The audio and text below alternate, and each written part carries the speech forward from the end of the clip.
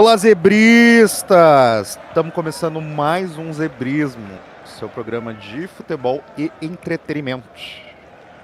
No programa de hoje a gente vai tratar de reta final dos campeonatos europeus, top 5 campeonatos europeus da Copa da Campeonato Inglês, Campeonato Espanhol, Liga Francesa, Campeonato Alemão e Campeonato Italiano, né? A gente também vai falar das Copas desses respectivos países. Alguns já tiveram seus campeões já definidos, alguns vão ser definidos nesse final de semana. Bloco Nacional, no segundo bloco, a gente trata de Copa do Brasil, Campeonato Brasileiro. E para finalizar com o nosso mais do que querido João, a gente vai abrir a cortina de ferro e fala de campeonatos do leste europeu, né? Alguns deles já estão definidos também, a gente já falou disso semana passada. Mas vamos dar mais um tapa naqueles que ainda aguardavam decisão. No programa de hoje, mais do que queridos aqui, os meus companheiros de bancada. João Xavier, fala aí seu oi, João. Olá pessoal, tudo certo? Comigo também. A gente tem aqui nosso mais do que querido Cauê. Fala galera, muita raiva, pouco futebol. Muito que bem. A rodada de ontem acabou com vários humores aqui na redação. E para finalizar, fechar a bancada aqui, Thiago, manda teu alô. Tudo bem? Neymar na seleção, calcinha no chão. Palavras fortes, mas sem convicção. Resumo de tudo, toca a vinheta. Vamos lá.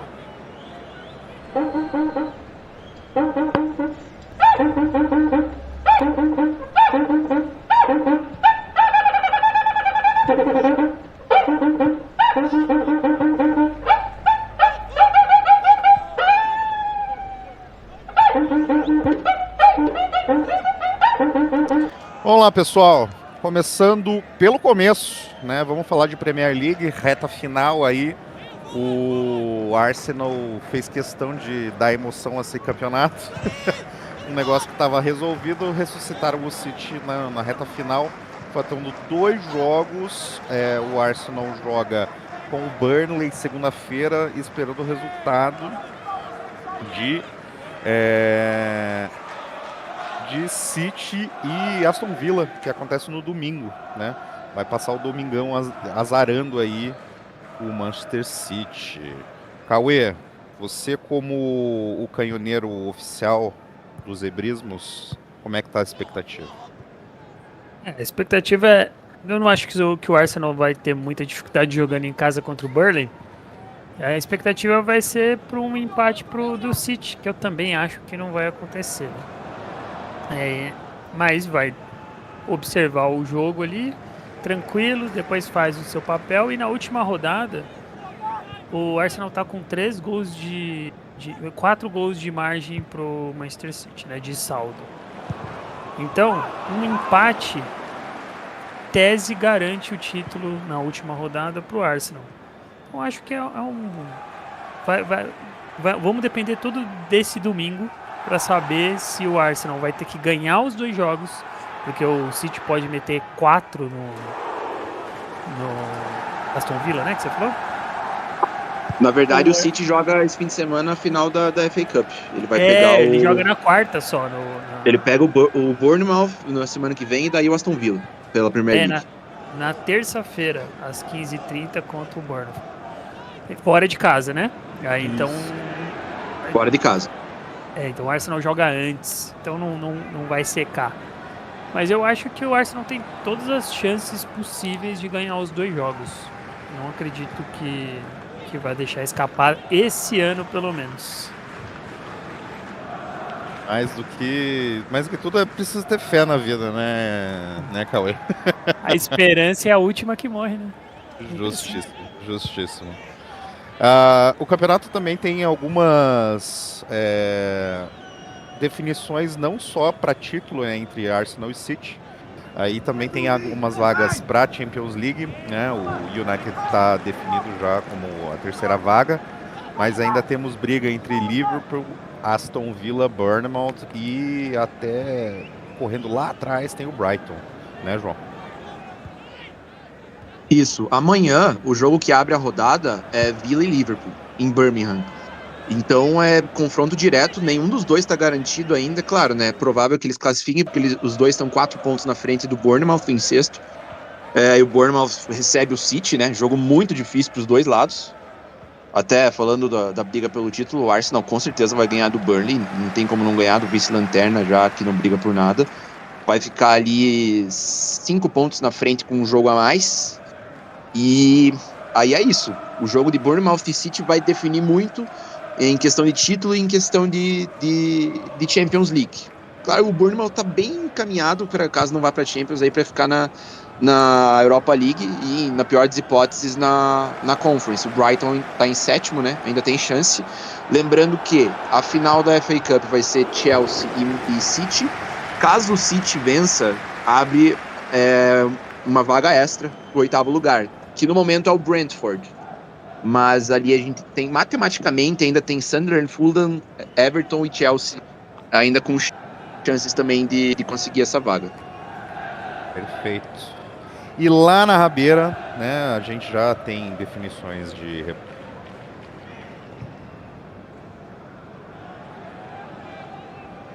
rebaixamento. E a briga pela degola envolve Tottenham e West Ham, né? O West Ham perdeu o último jogo em casa para o Arsenal, um jogo disputadíssimo, com gol anulado nos minutos finais ali, e o Tottenham que venceu fora de casa, né? Ganhou do Aston Villa e ganhou uma sobrevida aí na reta final. Thiago, se fosse aí para colocar alguém na degola, quem que você acha que desce? Então, eu particularmente acho sim que o Tottenham tem um time... Foi medíocre, né? Mas comparando os dois, ele tem um time melhor do que o time do West Ham. Porém, se você vê, né, o que cada um vai enfrentar ali, o West Ham que vai enfrentar o Leeds na última rodada e o Newcastle, são jogos mais fáceis que o Tottenham. O Tottenham que vai enfrentar o Chelsea fora de casa e o Everton, né? São dois times, como o João agora citou, que estão ali disputando, né, para entrar ali, para ficar entre sétimo, sexto e até, né, se abrir a outra vaga. Então, eu acredito que vão ser jogos aí muito bons para a gente estar ligado. O Tottenham vem de uma sequência um pouco melhor do que do West Ham, não perde faz 4 jogos. E o West Ham tá tendo aí tem jogos mais fáceis, mas enfim, é final de campeonato. A gente tem que... É surpresa, né? Mas se eu fosse falar, eu acho que o West Ham vai se salvar. Aí, ó, botando aí os Spurs na Championship ano que vem. Vamos lá. É muito engraçado a reta final do inglês, né? Porque, como a gente vai falar de Copas Europeias também, na Copa da Inglaterra temos final de Chelsea e City, como já foi falado aqui. E isso pode definir também vaga europeia. A Copa da Inglaterra dá vaga para a Liga Europa, né? Para o Chelsea, que está em 10º, talvez seja a salvação da lavoura da temporada. E pode chegar com a boca mais doce nos últimos jogos, né? Então, a se ver. Seguimos. Vamos falar agora de La Liga, né? La Liga já foi definido campeão, Barcelona com méritos campeão, Real Madrid vice, mas a disputa das vagas europeias ainda continua forte. João, para as 5 vagas aí, temos Villarreal, Atlético de Madrid, Betis, Celta de Vigo, Getafe e um balaio de gato. O que você me fala? As 5 vagas da Champions já estão definidas. Barcelona, Real Madrid, Villarreal, Atlético de Madrid e Betis. O 6º lugar é o Celta, que teve uma derrota bem pesada para o Levante agora, que inclusive deixou o Levante vivo aí na briga para continuar na primeira divisão. O Celta não consegue mais passar o Betis, então Champions já está definida. Aí o Real Sociedad tem 8º, mas a Real Sociedad foi campeão da Copa do Rei, né? Então já tá na UEL, independente de qualquer coisa. E aí temos Celta em 6º, favorito aí para outra vaga na UEL, e Getafe em 7º, com o Getafe com seu famoso antijogo de José Bordalás, está aí com 50 pontos, 48 pontos, e no momento aí na zona de classificação da Conference. Ele pode ser ultrapassado pelo Athletic de Bilbao e pelo Rayo Vallecano, caso perca aí seus 2 jogos e os demais clubes vençam seus 2 jogos. É improvável que isso aconteça, mas os outros ainda têm chance. Lembrando que o Rayo também está vivo na Conference League. Muito bem, muito bem. Nas últimas posições, pela briga pelo descenso, temos Oviedo, Levante e Mallorca. Oviedo já... O Oviedo caiu já. Tá espetacular essa briga. Matematicamente já rebaixado, mas do 18º com 39 pontos até o Sevilla. Até o Atlético, se for ver, em 9º lugar com 44, se você for ver matematicamente, o Mallorca é o primeiro ali com 39, se ganha os 2 e a galera perde ou tropeça, então a gente tem aí, cara, a gente tem 10, 11, 12 times, quer dizer, 11 porque o Oviedo já caiu, né, mas enfim, 11 times para 2 vagas, tá muito bom. Hoje eu tava acompanhando o Girona e Real Sociedad, cara, Girona mais de 30 finalizações, amassou, mas ficou no 1-1, tomou um gol no começo. Tá muitos jogos sem vencer, mas tá tentando. A gente vê ali pela postura dos jogadores, tá tentando. O Levante, que é o penúltimo lugar, que, mais pro começo do campeonato já tinha dado baixa, vem jogando muito bem. Nos últimos 5 jogos aí teve só uma derrota, 3 vitórias. Vitória, igual eu comentei, muito boa fora de casa contra o Celta, de virada. Mallorca, Elche, Alavés, Espanhol, Osasuna, Sevilla e Valência, todos ainda brigando. Então promete muito. Acho que a parte mais empolgante agora dessa reta final da La Liga é essa briga por rebaixamento. Levante que tem jogo contra o Mallorca nesse final de semana aí também. Excelente confronto direto. Tem vários aqui, Elche e Getafe. O Getafe brigando por vaga. O Elche lá atrás. Girona jogando fora de casa contra o Atlético de Madrid de Banzo, depois da eliminação da UEFA. Oviedo morto pega o Alavés em casa e o Barcelona de sangue doce pegando o Betis o famoso clássico tanto faz, porque ninguém mais busca nada nesse campeonato. Como já foi falado aqui, a Copa do Rei já foi definida, né? Real Sociedad campeã em cima do Atlético de Madrid por 4-3 nos pênaltis. Ótimo jogo, inclusive.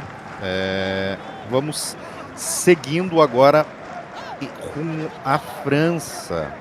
Na Ligue 1 a gente tem PSG em primeiro, Lens e Lille, né? O PSG muito na frente com 76 pontos. Né, as brigas mais definidas são mais pelas classificações das Copas Europeias. João, você pode me esclarecer aí quais são as brigas mais definidas aí? Com certeza. O título o PSG matou no fim de semana no confronto direto, né? Ganhou fora de casa de 2-0 do LAN. O LAN que agora vai pegar deixa eu ver quando vai, dia 22 só. Vai pegar o Nice na final da Copa da França. O Nice, que é importante falar, ali na zona de rebaixamento, os 2 últimos já estão definidos, o Metz e o Nantes caíram. O terceiro ali, o antepenúltimo, que no caso é o Nice, ele vai pegar ali o 3º lugar da segundona. Está sendo para ser definido entre Rodez e Saint-Étienne. Saint-Étienne é favorito. Eu peguei o jogo Auxerre e Nice nesse fim de semana, que é o confronto direto. O Auxerre estava nessa 16ª posição e o Nice em 15º. O Nice saiu na frente, jogando fora de casa, o Auxerre conseguiu a virada. Agora o Auxerre saiu, tá em 15º, faltando uma rodada aí, e deixou o Nice nessa posição bem complicada. O Nice que tem algumas semelhanças com o time que caiu nessa antepenúltima posição do ano passado, que foi o Rennes. O Rennes também ficou nessa posição e brigou ali nos playoffs, acabou caindo. E também disputou a final da Copa da França no passado. Foi contra o PSG, no caso, e perdeu. Então aí temos algumas semelhanças. É algo que pode, talvez, atrapalhar o Nice nessa briga aí pelo rebaixamento, porque está também focado na final da Copa da França. Pode ser que aconteça igual o Rennes na temporada passada, nem seja campeão, porque não é provável que vença o Lille, porque o Lille tem um time muito bom. E também contra o Saint-Etienne ali no playoff, para ver quem desce e quem sobe, não sei não, acho que fica bem aberto. O Saint-Etienne é um time legal. Tem um jogador que eu gosto muito, que é o Davtashvili, da Geórgia, que jogou a Ligue ano passado, quando foi rebaixado. Jogador muito bom, vai ser um jogo bem aberto. E aí, brigas por competições europeias não estão definidas, né? Claro, PSG e Lille já estão definidos, mas ali a gente tem as 4 primeiras para a Champions League. Lille e Lyon, no momento, ficando com as vagas, mas temos ali a chance do Olympique de Marseille.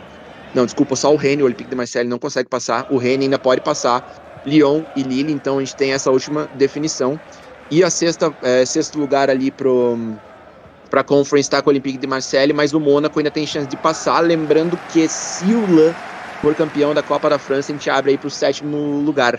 Então seria para o Mônaco, com certeza, porque o Strasbourg em 8º, com 50 pontos, não consegue chegar nessa vaga. Mas eu diria que, cara, esses 8 primeiros times aí da França sem zebra. Era realmente, talvez, os 8 melhores times e estão aí de 1º a 8º, sem muita zebra. Perfeitamente, né? E é Vai ser engraçado legal porque essa reta final do francesão aí tá pegando fogo mesmo, né, Cauê? Vai ser legal esse confronto de Marseille e Rennes. Parece que não... A diferença de gol do Marseille é maior, né? Ele tem mais saldo. Então, se ele ganha do Rennes, ele swapa, né, para a Liga Europa em vez da Conference. E isso também, se ele ganha, ele também tira o Mônaco da disputa. Então, esse meio de tabela que parece que não é muito... tipo, o cara tá no 5º, 6º em disputa, mas é uma disputa financeira bem importante no meio do campeonato, né? No finalzinho do campeonato. E também, se o Rennes ganha, né, tem ali a possibilidade de passar o Lyon e o Lille, né? Sim. Bom time do Rennes, tá? Muito bom time do Rennes. E lembrando também que Paris Saint-Germain, no mesmo caso do Arsenal, disputa uma final da UEFA Champions League. Então, pode sobrar vaga para Champions ainda. Não vai sobrar. Vai cair de um lado ou de outro do muro, essa é a grande verdade. Exatamente. Do muro não, do túnel, né? Vamos lá. Já falamos aqui de Copa da França, a final vai ser entre Lens e Nice no dia 23/5, né? E mais um para resolver isso rápido. Pulando para a terra da bota, o campeonato já está definido, né? A Internacional é campeã, mais um ano. E temos o Napoli de vice, né? O grande torcedor Nerazzurri. João, você pode me falar mais do campeonato do Calcio? A Inter campeã é inquestionável, né? Até vários jogos que foi prejudicada pela arbitragem, ainda assim consegue aí uma diferença de 15 pontos pro segundo colocado. Ontem foi campeã com muitos méritos também da Copa Itália, vencendo a Lazio no Olímpico de Roma. Então consegue aí a doppietta, só a decepção foi por conta da Champions League mesmo, mas ano que vem tem mais. Título definido, vagas europeias. Aí tá bem legal, porque a gente não tem ninguém garantido, com exceção da Inter, né? A gente tem o Napoli em segundo com 70 pontos, mas faltam 2 jogos. Então, na Itália são 4 vagas nessa temporada, então... teoricamente, matematicamente, o Napoli pode ser ultrapassado ainda pela Roma. Temos Juventus e Milan também ali na briga. Juventus vem numa fase muito boa, muitos jogos sem perder, muitos jogos invictos. Pegou aí uma race muito boa e tá jogando bem também. Eu acho que para mim até mais favorito que o Napoli para garantir essa vaga. Napoli deve ficar também por conta dos pontos que tem. E eu chutaria, cara, eu apostaria que a Roma ultrapassa o Milan. Já igualou em número de pontos. O Milan vem de péssimas exibições, péssimos resultados.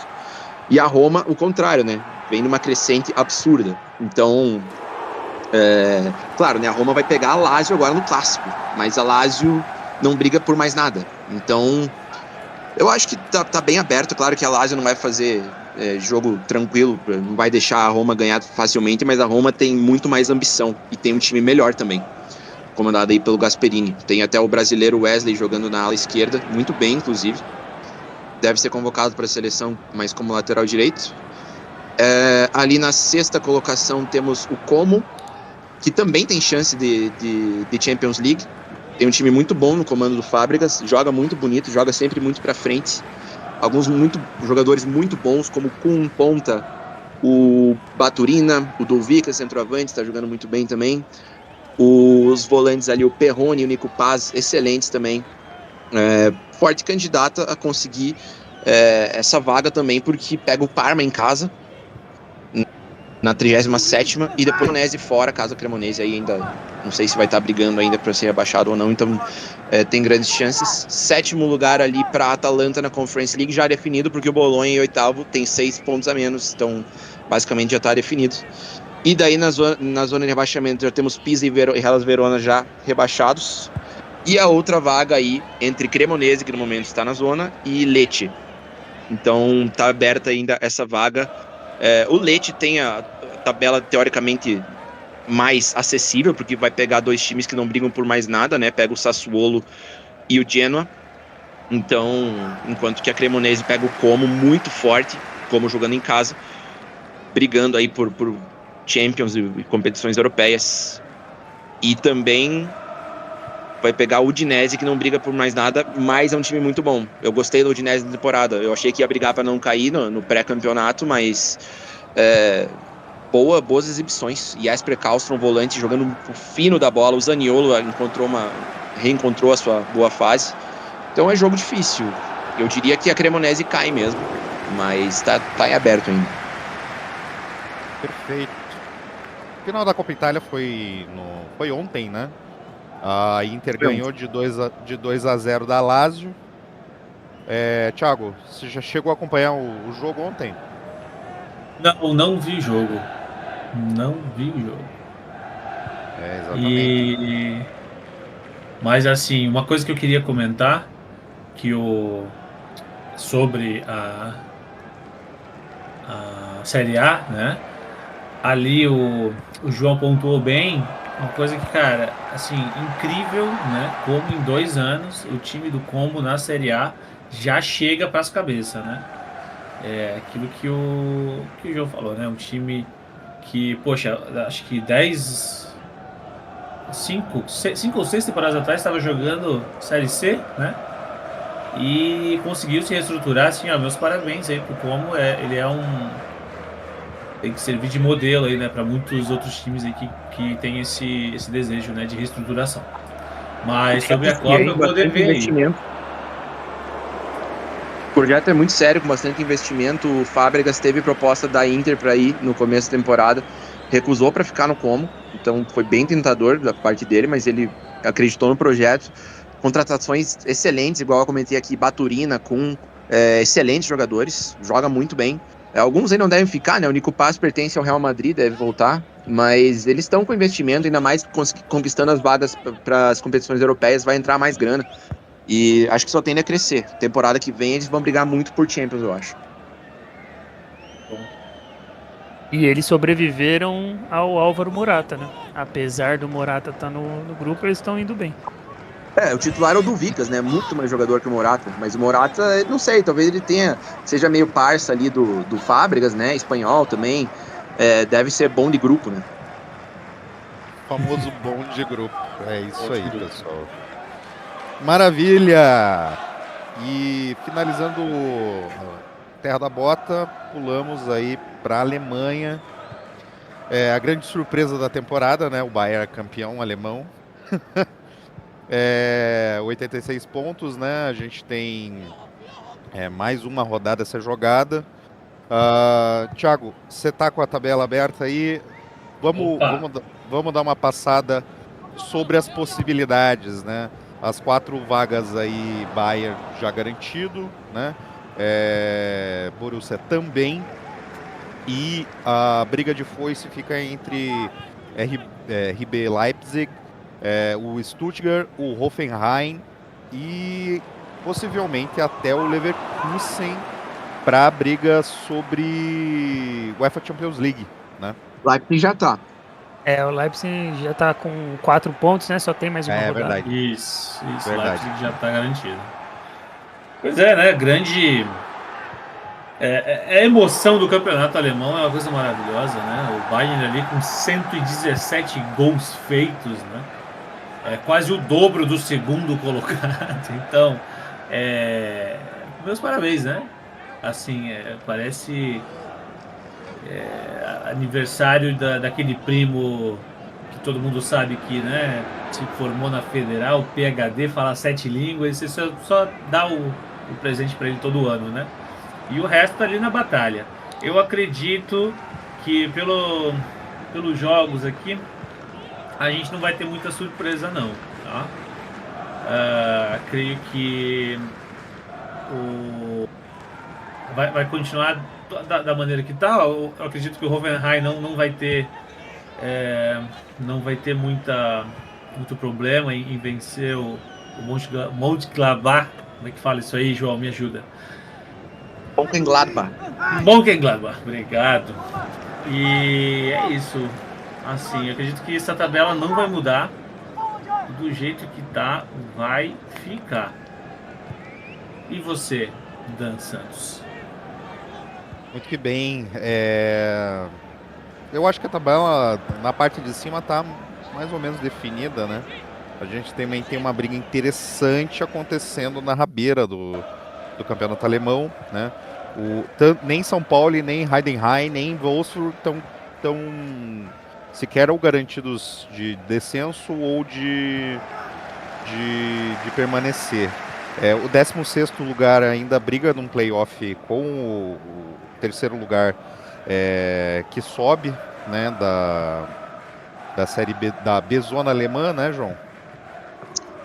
No momento a gente já tem o Schalke já campeão, faltando uma rodada, e daí o segundo lugar também sobe direto, mas tem o segundo, o terceiro e o quarto lugar, que fica de fora até do playoff, com 59 pontos, então tá muito legal. A gente tem no momento o Elversberg em segundo, Hannover em terceiro e o Paderborn em quarto, mas todos com 59 pontos. O segundo, igual eu falei, vai subir direto, quem ficar em terceiro vai pegar aí ou São Paulo, ou Heidenheim, ou Wolfsburg, são os 3 times da zona. 2 desses vão cair direto e um vai disputar esse playoff. Lembrando que a gente tem um jogo absurdo de bom nessa última rodada entre São Paulo e Wolfsburg, confronto diretaço. Então, na segunda divisão, eu acho que o Hannover deve ganhar, porque ele pega o Nuremberg em casa.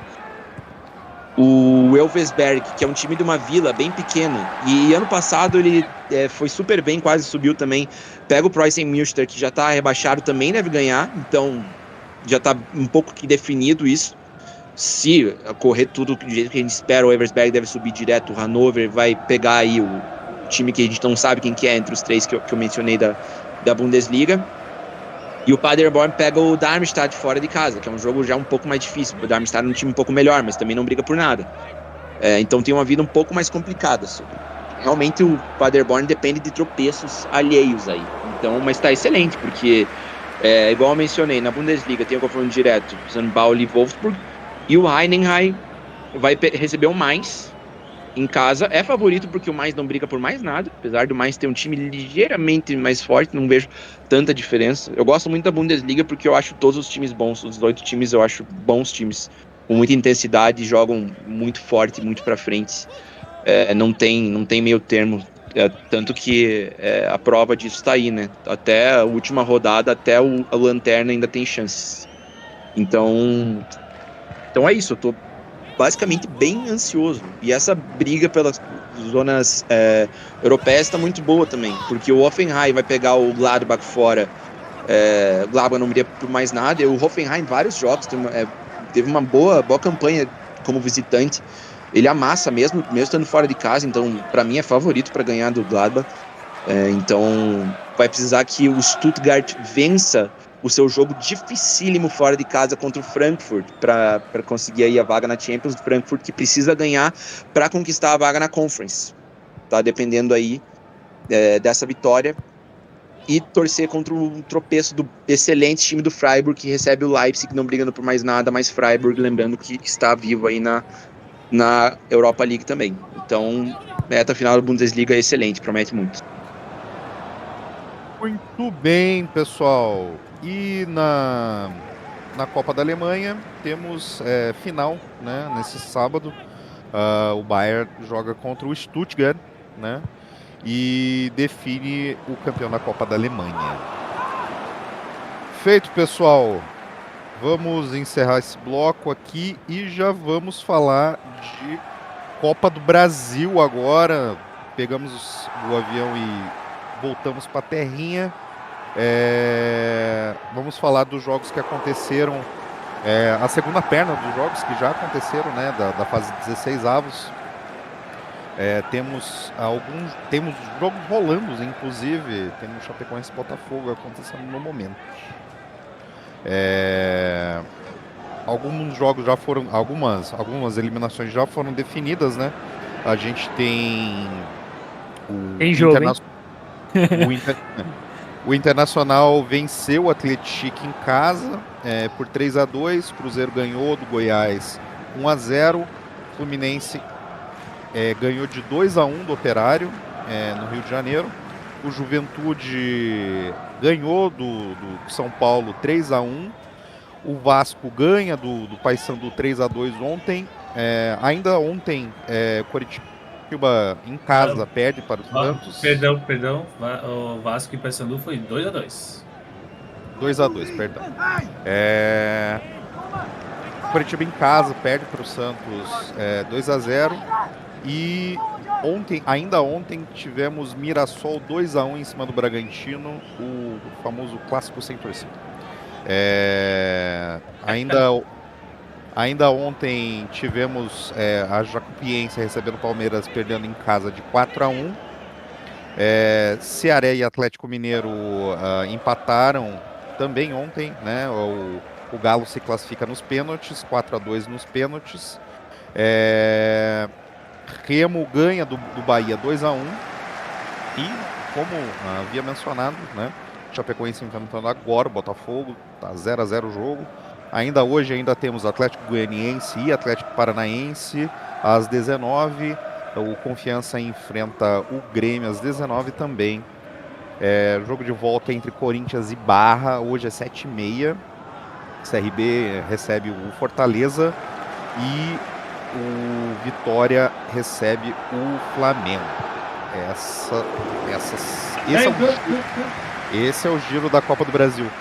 Thiago, me traga aí o destaque da fase 16 avos aí.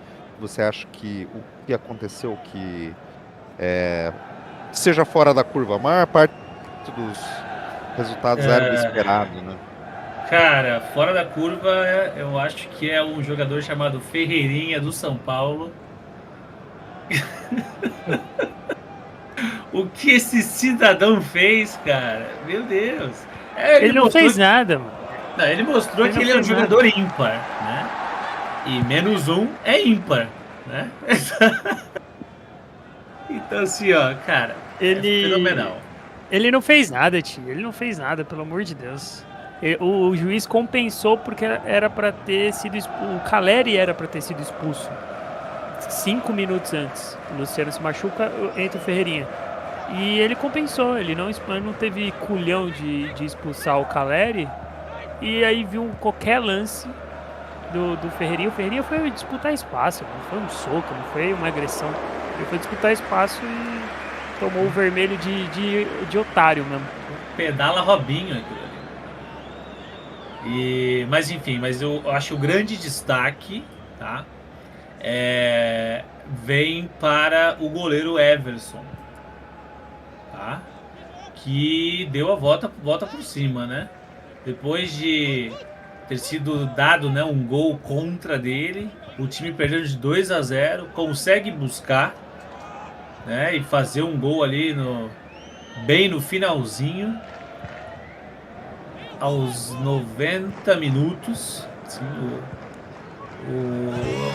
depois nos pênaltis, né, faz o gol, né, o gol da classificação, o quarto pênalti o Everson faz, e defende, né, e defende 2 pênaltis. Então, assim, o Everson, para mim, foi o cara fora da curva, carregou esse time do Atlético Mineiro nas costas ali contra o Ceará, que eu até estava vendo o começo do jogo e eu achei que ia ser um sacode do Ceará, porque só dava Ceará.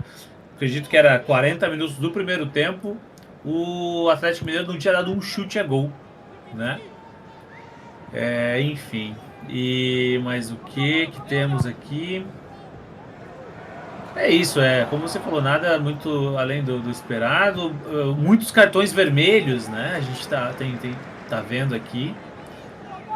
E uma coisa que eu fiquei triste, né? Que eu achava que o time do Coritiba, meu amigo João, eu achei que eles iam dar um sufoco no Santos. Mas o que aconteceu ontem no Alto da Glória, não sei explicar. Assunto delicado. Realmente, Coritiba... Pra quem torce pro Coritiba, a gente sabe, né? A gente tem o termo Coritibada. Mas, infelizmente, às vezes acontece. O João tava no jogo ontem, né, João? Tava. Bom, vou ter que falar sobre o jogo, né, infelizmente. Mas, cara, o Coritiba começou bem o jogo. Começou propondo o jogo, começou com mais volume.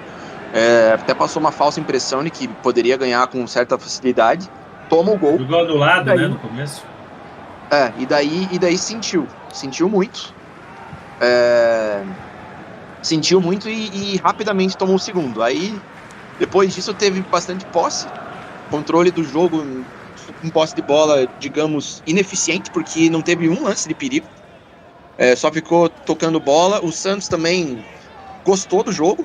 O Santos não tinha o controle com posse, mas não levou perigo em nenhum momento. Péssima atuação de Neymar, mas o que importa é o resultado, né? Então, o resultado dá pra dizer que foi justo pro Santos. O Santos mereceu passar. Perfeitamente. Acho que feitos os lamentos, tanto da ala tricolor dos Peraí que eu Zebrismos. tenho mais coisa. Tem mais reclamações. Então, abre o microfone aí, Cauê. Diga lá. Vamos lá. Eu vou falar do jogo, tá? O Juventude foi melhor, jogou melhor, foi inteligente no jogo, sabe que São Paulo tem uma deficiência em bola aérea gigantesca e se preparou para tentar jogar essa bola dentro da área e fazer os 2 gols. Mas é inadmissível um time que achou um gol, levando para os pênaltis, e ter no terceiro gol do Juventude, se você olhar, tem 3 caras no meio de campo. Você tá com 1 a menos e tem 3 caras no meio de campo. Tem o Arthur, o Caleri e eu acho que já tinha entrado o André Silva. Os 3 estavam no meio de campo. Meu querido, tá 2-1 pro adversário, mais um gol, você tá sendo eliminado, leva pros pênaltis e enfia o presidente dentro da área. Não faz sentido ter... não faz... porque o Macis é uma marionete que, se ele tivesse dentro da área, ele teria empurrado a bola para dentro do gol. Isso não é possível. Mas aí acontece o maior absurdo pós o jogo, que cai o Roger, e eu concordo com a queda dele. Na verdade, não deveria nem ter vindo. Mas o diretor de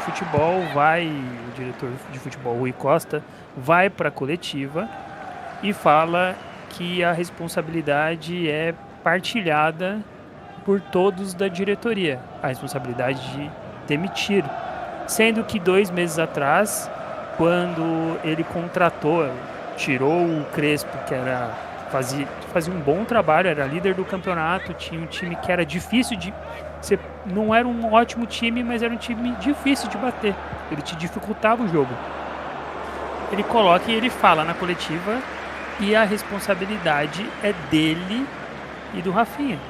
Então, cara, há 2 meses atrás você falou que a responsabilidade era só sua e do Rafinha pela escolha, pela troca do Crespo e ontem você fala que a responsabilidade de todo mundo. Que mensagem que você tá passando pro teu grupo? É uma mensagem de falta de comando. É tipo o Arboleda passar 1 mês fora do São Paulo e tá treinando lá, recebendo salário. Tomou 1 mês de penalização na CLT dele, mas vai ganhar 600 mil no mês. E você não quebra, não manda justa causa, não faz absolutamente nada. E aí o time não deve chegar no centenário na Série A, é o reflexo disso. Uma falta de comando, uma falta de falta de gestão de tudo que pode ser ruim num clube, culmina com uma eliminação contra um time fraco, que é o time do Juventude, com méritos do Juventude. O Paysandu, que está na Série C, deu mais dificuldade pro Vasco do que o São Paulo pro Juventude. Só isso, meu desabafo é esse. Muito obrigado. Gostei, sinceridade da indignação aí do torcedor. Muito bom. Mais do que justo, mais do que um espaço de futebol, a segunda parte que eu falo na abertura do programa é também de entretenimento. Vamos lá, pessoal. Vamos lá, pessoal. Rodada do Brasileirão nesse final de semana. Temos jogos válidos pela 16ª rodada. 16ª rodada, perdão. Né? O Internacional abre a rodada contra o Vasco em casa. O Atlético Mineiro pega o Mirassol também em casa. Fluminense e São Paulo fazem jogo no Rio. Ainda no sábado, o Palmeiras recebe o Cruzeiro. Num jogo com gosto muito amargo para nós, o Santos recebe o Coritiba em casa e talvez seja uma oportunidade de dar o troco. Sabemos que talvez seja difícil. Bahia recebe o Grêmio na Arena Fonte Nova. O Botafogo enfrenta o Corinthians no Rio de Janeiro. A Chapecoense em jogo de 6 pontos para realmente dar aquele respiro ali na zona de rebaixamento. A Chapecoense recebe o Remo e Bragantino recebe o Sport Clube Vitória. E para fechar a rodada no domingo, Atlético Paranaense recebe o Flamengo. Destaques. Thiago, qual que é o seu destaque da rodada? Opa, o meu destaque da rodada é sim o jogo da Chape e do Remo, né?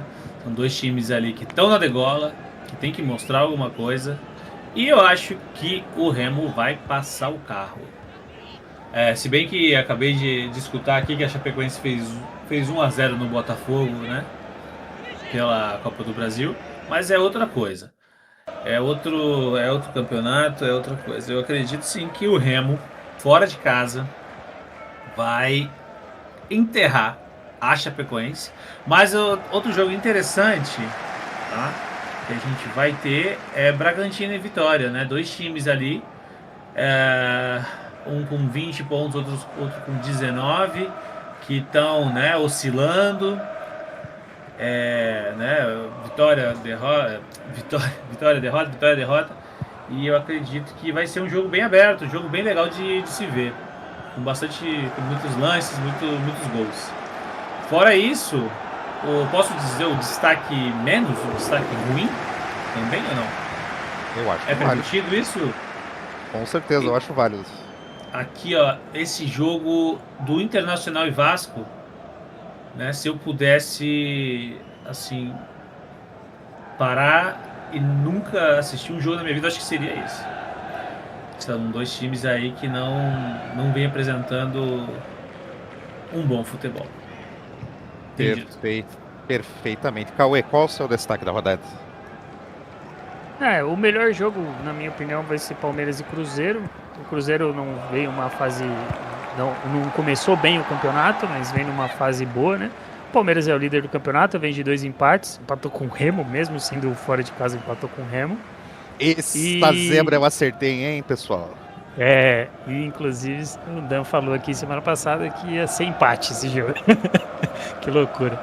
A zebra é na cabeça, pô. E eu vou te falar que o São Paulo não faz 30 pontos até a parada da Copa, que nem o Wilson falou na live dele. E o ano passado a gente foi eliminado contra o Atlético, tendo um cara expulso na Copa do Brasil. Fomos até o Rio enfrentar o Fluminense e tomamos 6, tá? Então eu não sei nem o que eu espero desse jogo aí, Fluminense São Paulo, que a última vez que a gente foi lá a gente tomou 6 depois de uma eliminação. Não vamos trazer mal o agouro para o time da Vila Sônia, né, pessoal? Seguindo, João, você consegue me trazer um destaque dessa rodada do Brasileirão? Cara, concordo com tudo que vocês falaram. Para falar uma coisa diferente, vou dizer domingo às 11 da manhã, Santos e Coritiba novamente, né? Vai ser a terceira vez que eles vão se pegar aí nas últimas semanas. 2 times teoricamente já se conhecem bem. O Coritiba é um dos melhores mandantes do campeonato, por incrível que pareça. Visitantes. Então eu acho que tá aberto. Eu acho que dá pra se iludir, mas já... Caso tudo de pior aconteça, né? Pelo menos é 11 da manhã, né? Não é de noite. Domingo de noite, naturalmente, já é mais deprê, né? Então a gente tem o resto do domingo para se recuperar aí, em caso de derrota. Exatamente. A parte verde... Curitiba. A parte verde do podcast está ansiosa para saber se a maionese do domingo vai estar boa ou vai desandar. O Curitiba, sendo um bom visitante, um mau mandante, pode ter culpa de 2 dos 4 pessoas dessa mesa, né? Essa culpa eu não carrego. Infelizmente eu não consegui ir ao jogo ontem. Mas foi no Brasileiro. Exatamente. Mas vamos lá, pessoal. Para encerrar o Campeonato Brasileiro... E a zebra? Vamos falar de zebra. E começa você. Você que levantou a voz aí, Thiago. Traga a sua zebra. Gente, meu Atlético vai ganhar do Flamengo, hein? 2-1. Surrado, sofrido. Lembrando que o Flamengo há pouco tempo sabe o que é ter gostos de vitória na cidade de Curitiba, né? Antes Curitiba era uma cidade maldita pro Flamengo. Vinha a Curitiba e sempre apanhava. Cauê, qual vai ser a tua zebra? Eu apostaria no Mirassol contra o Atlético. Tá? O Mirassol melhorou na Libertadores, faz um ótimo campeonato, né? Faz uma ótima Libertadores, mas tá na zona de rebaixamento.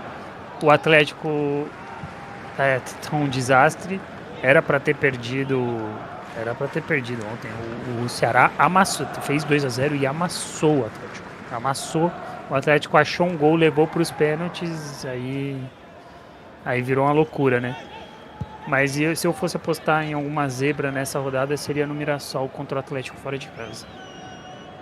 Perfeito. E, João, qual que é a tua zebra da rodada? Cara, como geralmente sempre mando aquela zicada nos palpites, né? Vamos tentar fazer a reversa, então. Coritiba vence aí o Santos fora de casa, se consagrando como um dos melhores visitantes do campeonato.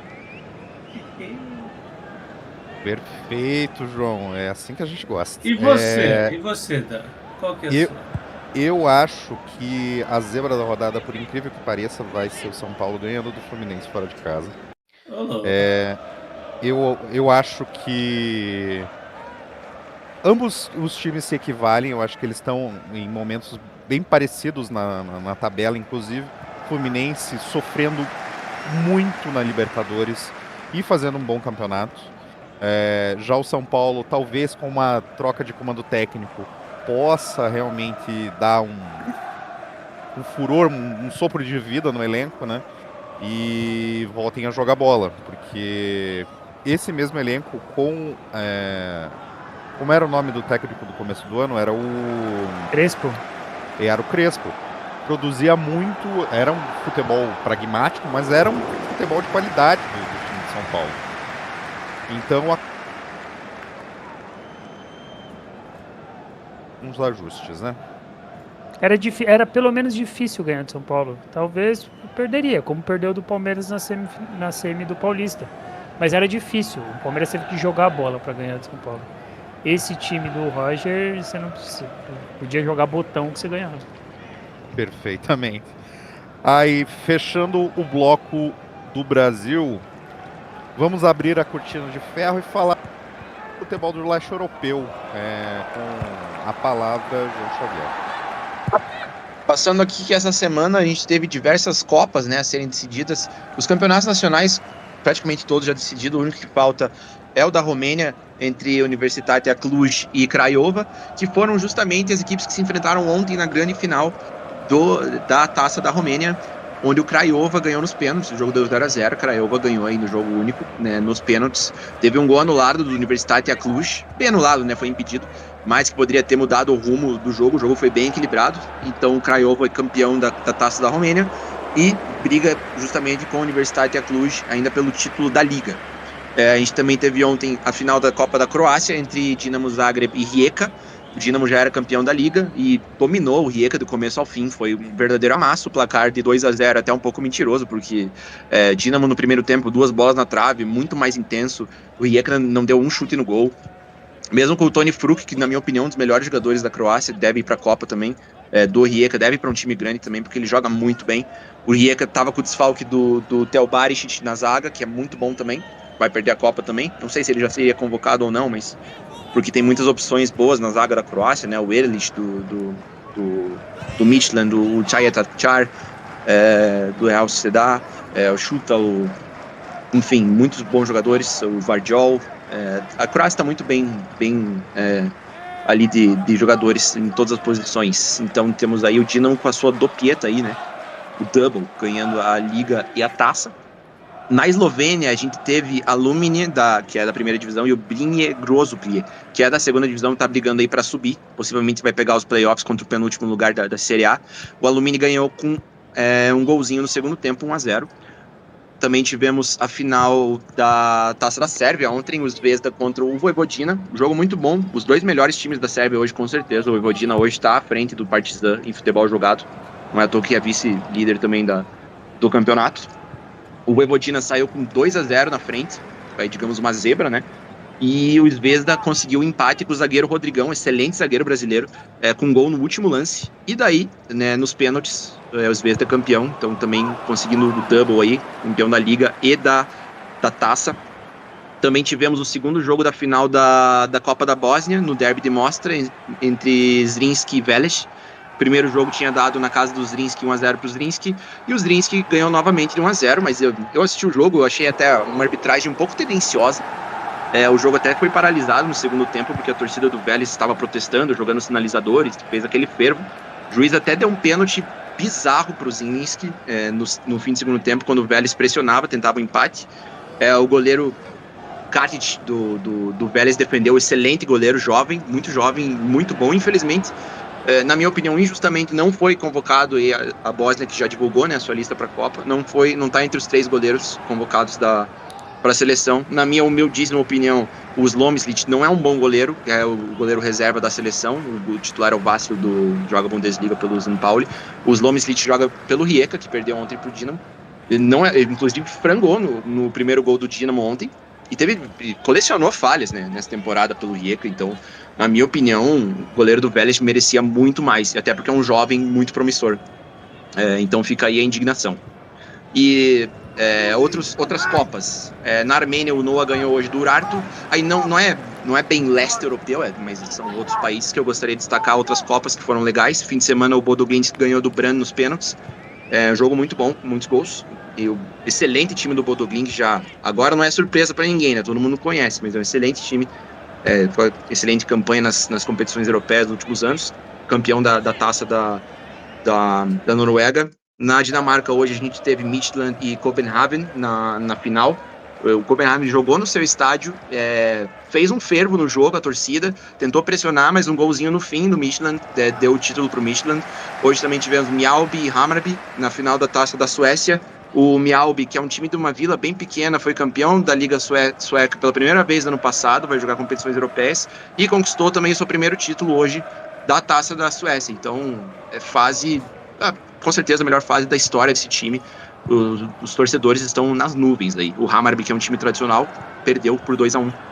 E também tivemos, final da Copa da Bélgica, o Union Soares ganhou na prorrogação do Anderlecht. Ele fez 1-0, o Anderlecht empatou com um excelente centroavante sérvio, que é o Cvetkovic, que deve ser convocado para a Sérvia. A Sérvia não vai para a Copa, mas deve ser novidade nas próximas convocações sérvio. Centroavante muito bom. E na prorrogação o San Gilois foi campeão. Então esses são os meus destaques das Copas de demais países aí. Perfeito, João. Finalzinho de programa, ainda a gente precisa falar, né, da pré-lista da seleção brasileira para a Copa do Mundo de 2026. Eu acho que a maioria dos nomes aqui já eram conhecidos, né? Aliás, todos os nomes são conhecidos. Talvez o John tenha entrado na categoria na vaga de goleiro. Dentro de uma pré-lista seja uma novidade. E dentro das outras opções aqui, eu acho que todos já passaram, ou pelo menos foram sondados nos últimos dias. Cauê, o que você tem de críticas e pitacos aí para lista até final que o Ancelotti vai trazer para o Brasil para a Copa? Na segunda-feira, né? Vai ser a lista. Acho que o Santos deve estar bem ansioso. Cara, a pré-lista são 55 jogadores, né? Sim. Você pega, você joga pra cima e sai a pré-lista, né? Uma garantia demais. Tipo, o Luciano Juba do Bahia tá na pré-lista e eu duvido que ele vá pra Copa, né? O Kaique Bruno também do Cruzeiro. Tem vários... E posso acrescentar, eu levaria o Luciano Juba. Levaria assim. É literalmente melhor que o Alexandre. Literalmente melhor. O Kaique que o Alexandre. Exatamente. Dentro dos nomes entre Alexandro, Douglas Santo, Caio Henrique, Kaique, Carlos Augusto, eu levaria o Luciano Juba. É um lateral de ofício, lateral ofensivo, e de fato ele é melhor que a maioria dos nomes que lutam com ele pelas vagas, sabe? Eu acho que eu iria de Carlos e Kaique, mas o Juba seria a minha terceira opção. E dentro da lateral direita, é incrível como esse cara ainda frequenta a seleção brasileira. O Danilo é o cara que realmente a gente não sabe como tá lá, mas ainda tá lá, né? Nunca foi bom, nem no auge ele foi bom. Absurdo isso. Não, e hoje ele é zagueiro, né? Nem lateral direito ele é. Desde o fim ali da Juventus ele tava de zaga já. Sim, não faz sentido mesmo. Eu acho. Então dá pra se basear mais ou menos. O Antony merecia estar nessa pré-lista. O Igor Thiago do Brentford também merecia, como ele tá. O Caio Jorge pra mim não merecia esse ano. Ele tá muito abaixo. O Ryan merecia.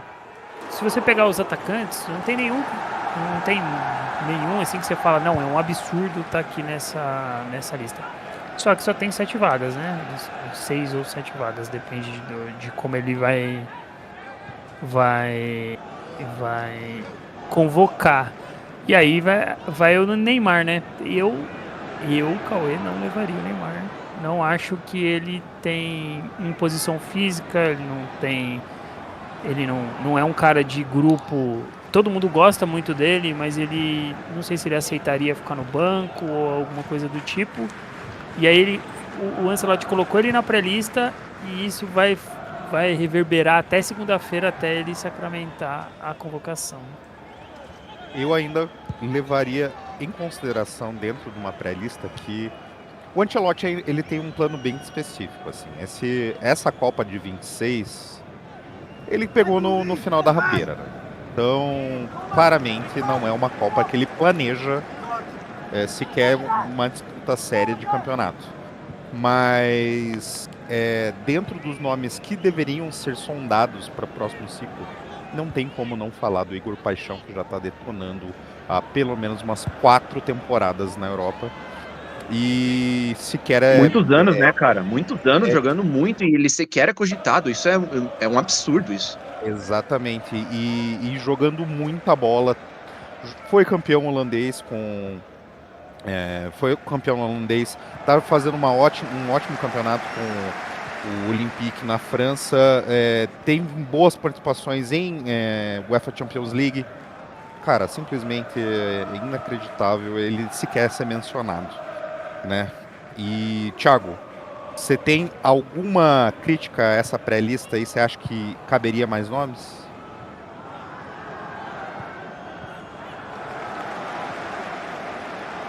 Thiago? Opa, concordo com você. Eu acho sim que ali Igor Paixão, né, caberia muito bem. E ali que vocês estavam falando ali sobre o Luciano Juba, né? Enfim, eu acredito que, cara, a seleção não tá precisando de um lateral que ataque. Eu acho que, na verdade, a gente tá precisando de alguém que ajude atrás, né? Então, o Juba é bom. Teria ele no banco pra, assim, tem que acelerar, tem que correr atrás, colocaria ele. Mas, assim, como titular, não. Ali os meio-campistas, eu ainda acho que a gente precisa de um jogador que coma a grama, sabe? Um cara mau, um Dunga, um Felipe Melo, mas com um pouco menos de processo, né, nas costas e com, enfim, Um neurônio.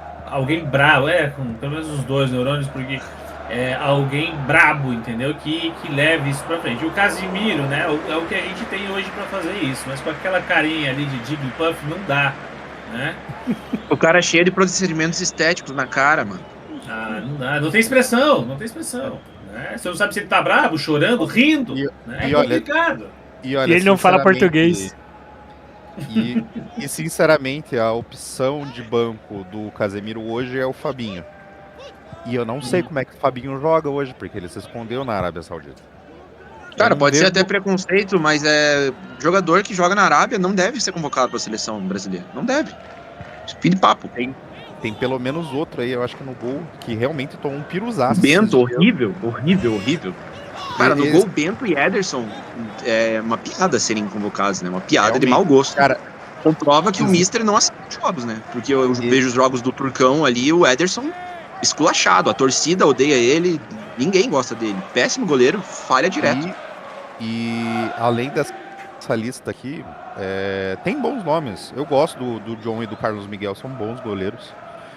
Só que levar alguém tão verde, mesmo sendo banco, de um Alisson, que ótimo goleiro, mas tem enfrentado dificuldade perante a lesões aí nos últimos meses. Ainda tá lesionado, não sabe se joga a próxima rodada pelo Liverpool. As notícias dizem que tem pelo menos 50% de chances dele se apresentar, mas ainda não é uma certeza. E tem nomes aqui que realmente são bons goleiros, mas não tem aquele afã de chegar assim e falar, caso aconteça uma lesão durante os 8 jogos aí, de o Alisson se machucar e falar não, bater no peito e falar não, deixa comigo que eu resolvo, sabe? Eu acho que Hugo Souza, John e Carlos Miguel no Mundial iam tremer com certeza, né? Então, obviamente, isso é uma especulação, a gente nunca sabe o que passa na cabeça de um jogador, mas num primeiro Mundial assim, cara, é muito difícil de definir um reserva que saiba a possibilidade de entrar em campo realmente existe e resolver, assim. Mas vocês imaginam que o Everton do Grêmio entra o Alisson se machuca e ele entra. Se ele vai reclamar com o juiz do jeito que ele reclama, porque se ele faz isso numa Copa do Mundo, pelo amor de Deus. É incrível o quanto ele reclama pela unha do pé dele, ele reclama. Ele toma amarelo e a gente vai jogar com quem? Com o Hugo Souza depois. Exatamente. Ele vai tomar amarelo em todos. Exatamente. Eu sou mais Hugo Souza aí de todo mundo dessa lista, viu? Ó, Cara. eu vou falar uma coisa. A gente tava falando do que é um absurdo o Igor Paixão, como ponta, né, dos jogadores ofensivos, não ser sequer lembrado pro gol. Pra mim é um esculacho, é um absurdo o Luiz Júnior do Villarreal não ser lembrado. Porque ele já provou essa temporada que ele pode jogar em alto nível, experiência em Champions League, o Villarreal de novo classificado pra Champions League. Beleza, nos últimos jogos ele foi banco agora, mas o Villarreal não briga por mais nada. Tá rotacionando ali o plantel. É um excelente goleiro, já provou que joga em alto nível. Ele se quer ser lembrado, mostra também aí a ineficiência do treinador de não acompanhar direito para convocar esses outros goleiros que não têm a menor condição. Cara, até o Matheus, o Mateusão do Zvezda, já é ídolo na Sérvia. Eu, se fosse ele, pedia para naturalizar sérvio, cara, porque ele joga muito, monstruoso, grande, forte, não falha nunca. Experiência aí, jogou muito nos jogos da UEL, pegou muito contra o Lille. Também, como terceiro goleiro, pelo menos melhor que Bento e Ederson, não tenho a menor dúvida que são.